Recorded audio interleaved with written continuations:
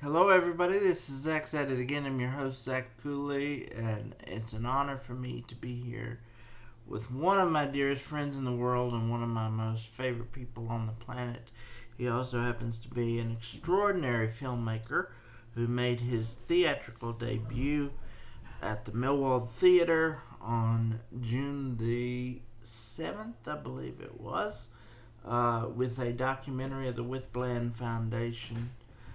Breathtaking as it was, Cory Parker's on the phone with me. Thank you for being with me, buddy. Well, my pleasure. Thanks Uh, for having me, Zach. well, this is. I was quite honored when you called to personally invite me to be a part of the screening, which celebrated the 20th anniversary of our wonderful Wythe-Bland Foundation that does so much for the community. Um, I was quite honored when you invited me personally to attend. As I told you before, friends don't invite me very often to things that are uh, important to them personally, personal big steps in their life, and you wanted me to be a part of that, and that made me feel really special. And then I went and saw this film, and it was a very emotional experience that I did not expect because it was quite an extraordinary film. I think um, cinematic companies would have difficulty finding a film of that quality, and you did that all by yourself. Well, thank you very much for the kind words, Zach. It was definitely an honor to have you there and literally right beside me Mm. for the entire viewing. So, you have watched my little business grow from its infancy, and did a huge favor for me by um, writing a column about my business when it was first starting out that made it to the paper. And that really Mm-hmm. boosted some of my audience and, definitely contributed to the success of my business over the last 3 years. So, I'm forever in debt to you, Zach. And, it was a very emotional evening for me. And it just made it all complete with you, sitting right there beside of me to watch it there on the big screen. Well, it I think it took us from being good friends to very close friends. They say in a friendship you have to go through something to test it, and I felt like we were going through something very important together, and that really strengthened our bond because that was really something to behold, and I was you know feeling like the big brother, very proud of what I was seeing unfold on the screen. And it's just incredible the talent that you have, and our community, as I said in the article, to follow up. Our community is very lucky to have someone of your talents.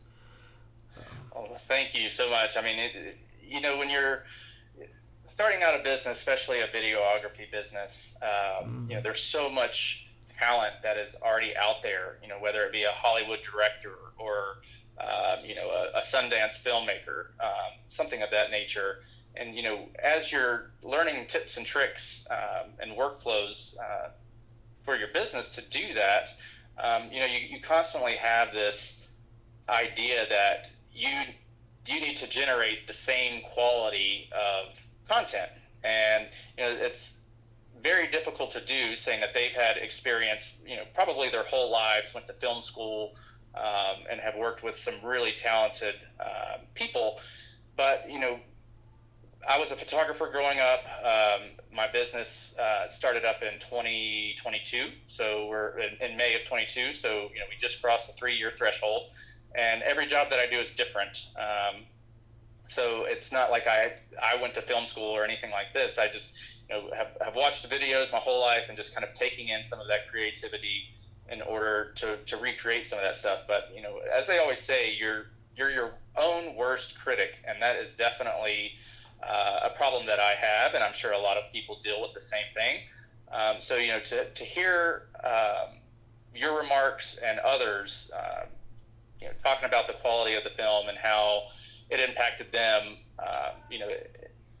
it does make you feel really good, and it's just amazing to hear that kind of feedback when, like I said, we're our own worst critics, and I'm a pixel peeper, so I see little transitions that it's like, oh, I need to go back and fix that, and I could be doing those type of edits for weeks on end, and just hearing and seeing. And getting an applause and brought on stage after the documentary premiered,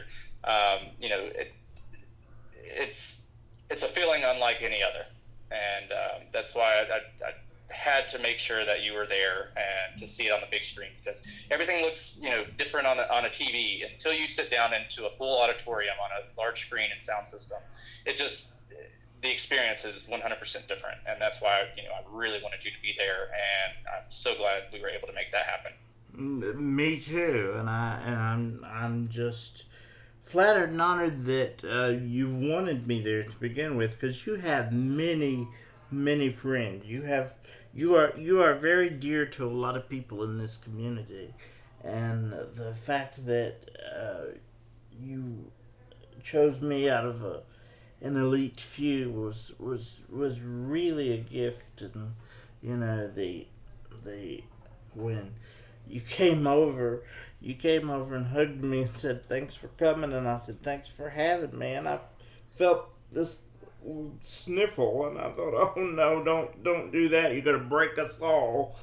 And and then then we're sitting together when the film unfolds, and it's like when I write a book, it's like giving birth to a child.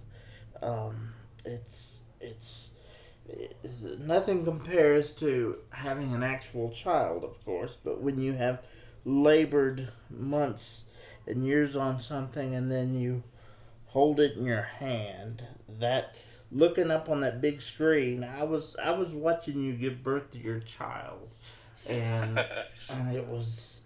What was it like for you seeing it up on the big screen? I mean, of course, you said it was like, but what thoughts are going through your head as you're seeing these incredible shots?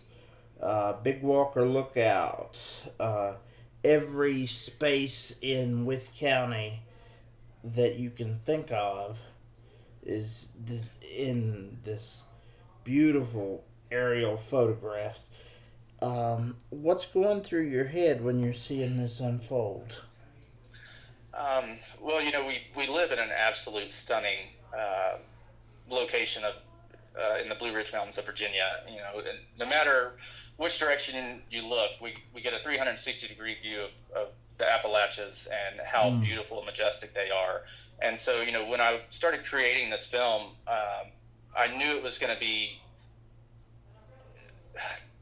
different on the big screen. So, getting these really dramatic and awesome shots, aerial shots of like the Big Walker Lookout, the sunrise over Reed Creek, the carnival at the college, and things like this. I knew that I had to open up and close with those scenes, and it's. I spent a couple days at the Millwall prior to the premiere, testing the film and making sure colors and sound is looking good, and it was amazing to see in an empty auditorium. But the moment that you know the Susie Booth had pressed play on the film for the event, everything just, it's like time stood still, and it was a very emotional experience for me, not only to see, like you said, my child being born, Mm-hmm. but there was a lot of other aspects to make it emotional as well.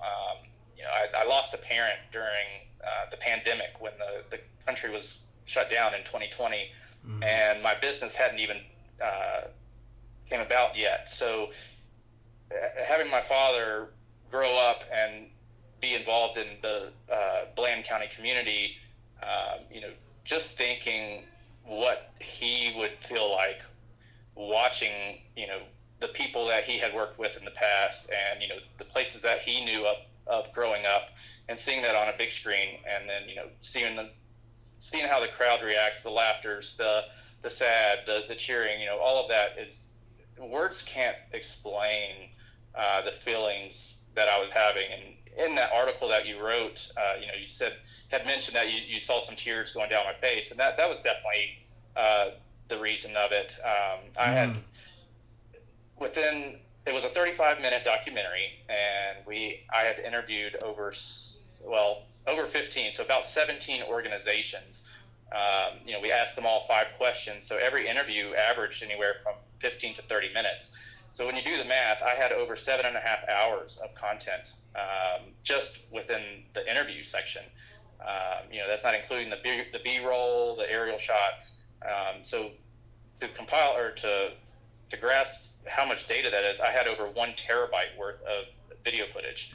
So going through all of that and taking the cream of the crop and condensing it all down to a 35-minute documentary was very taxing over the last 4 months. And I do have to give a shout out to Meredith Summers, who really helped out in the editing process to hand select some of those interview questions that she felt definitely described the foundation's impact within the community and those organizations. So to answer your question, it was, I can't even find a word in my vocabulary to describe the feeling that I had, seeing my work up on the screen for, over 300 people. It was just amazing, Zach. Yes, absolutely. And, you're talking about seeing it for the first time in an empty auditorium, and it was not just a few people, it was a full house.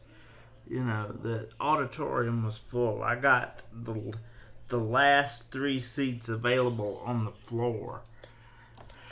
And it was quite an emotional experience, and it wasn't my film, but I knew what it meant to you. I knew what you meant to me, and I knew what it meant to me to be there for that special moment for you. I'm sure your mother was in the audience, was she?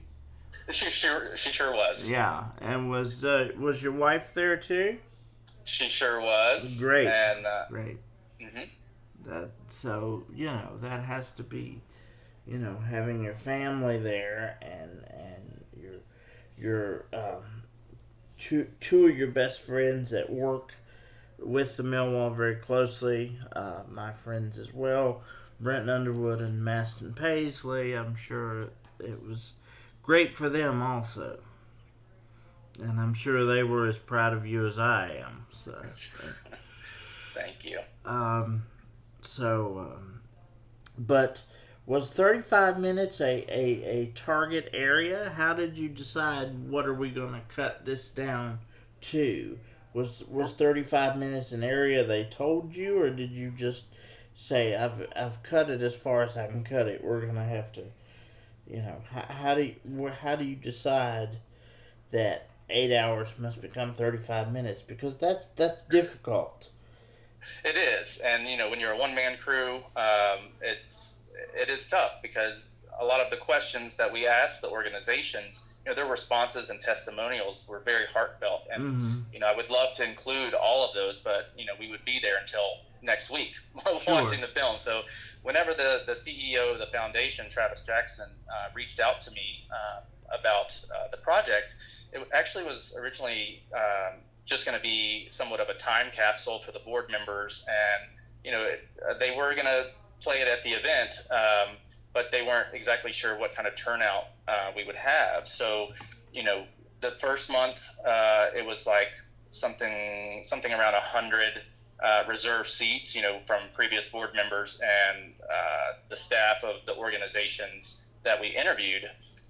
Then as we're getting closer and closer to the premiere day, it's like 200 reserve seats, 275, 300, and it's just like, oh my gosh, this is turning into something on a grand scale.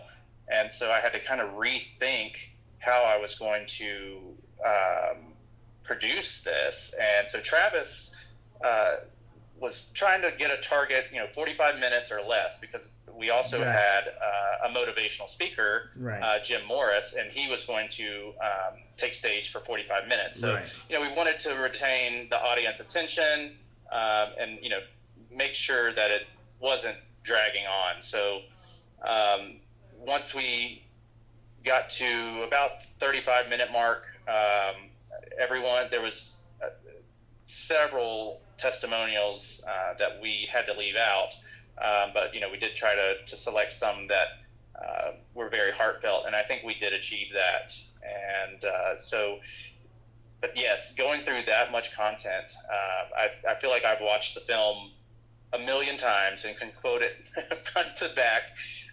So getting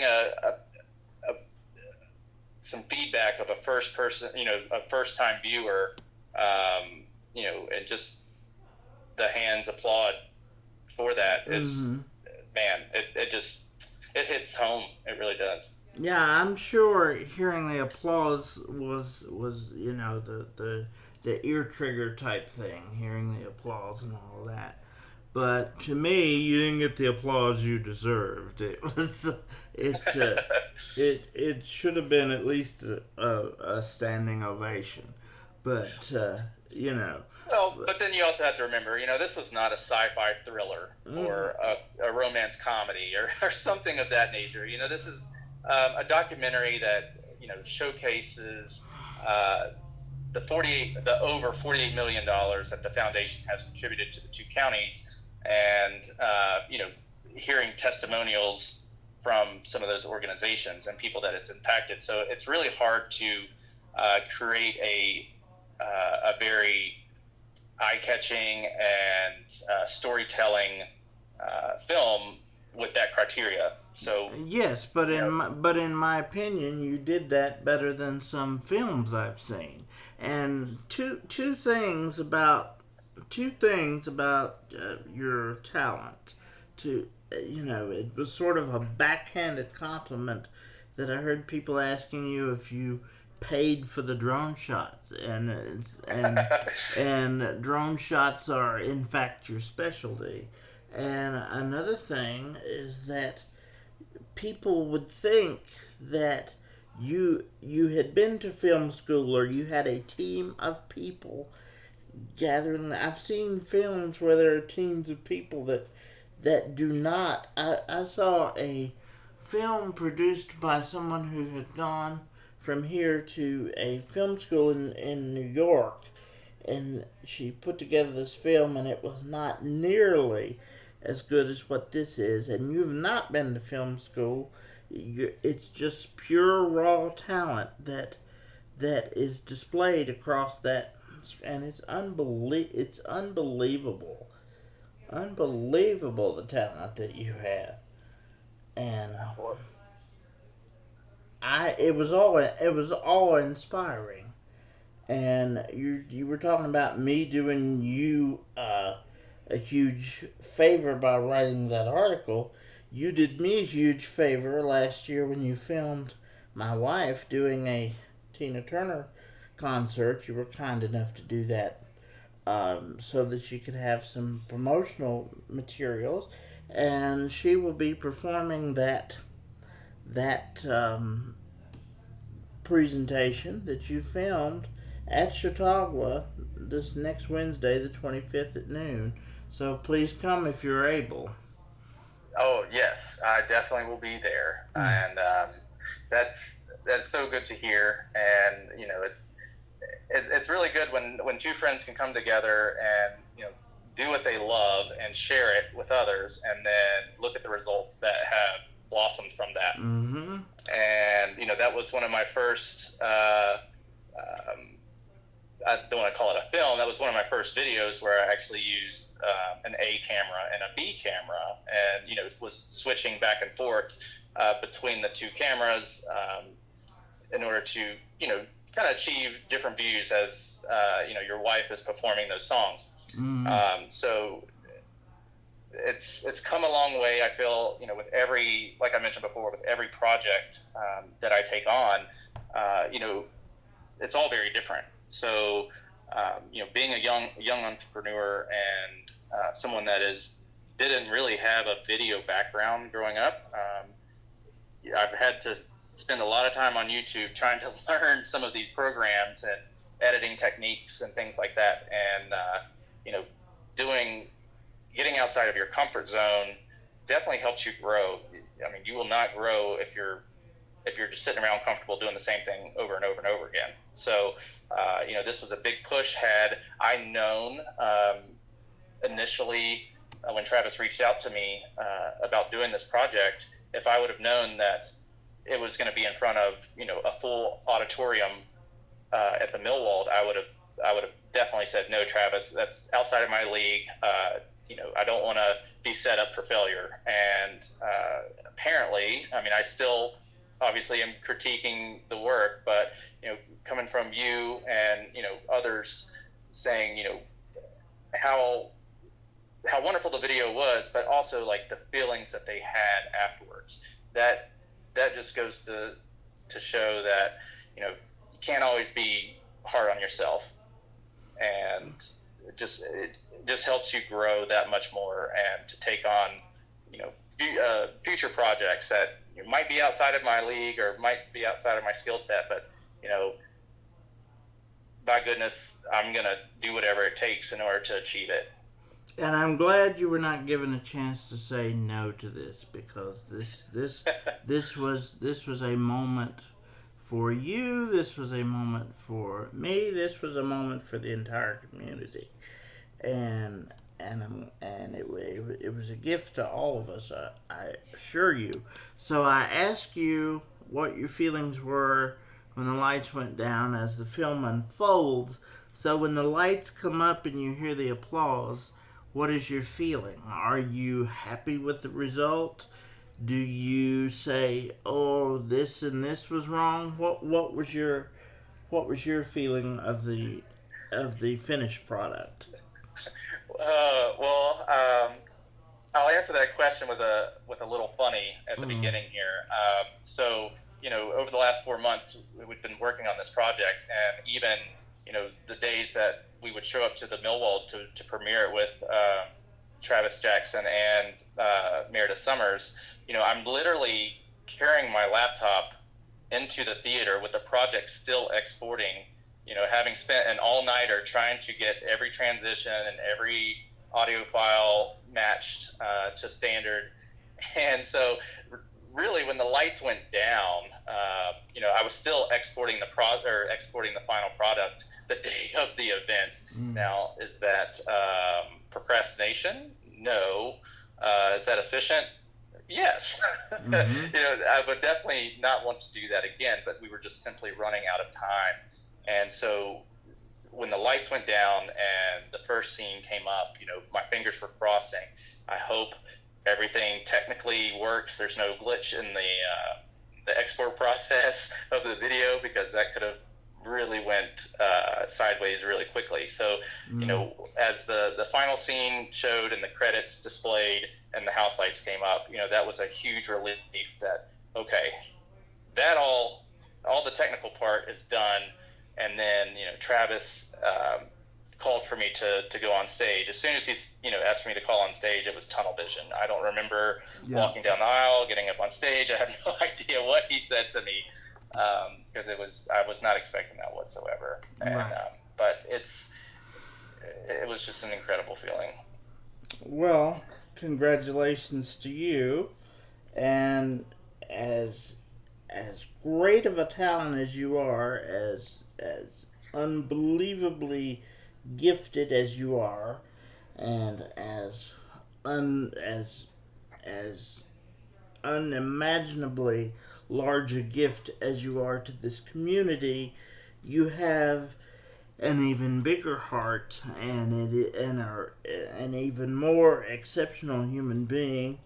And it is my pleasure and honor that I'm glad we can work together. I'm glad that we can be colleagues, but I am most thrilled and happy and honored and blessed that you are my friend. And I thank you for all that you've given me personally in my life.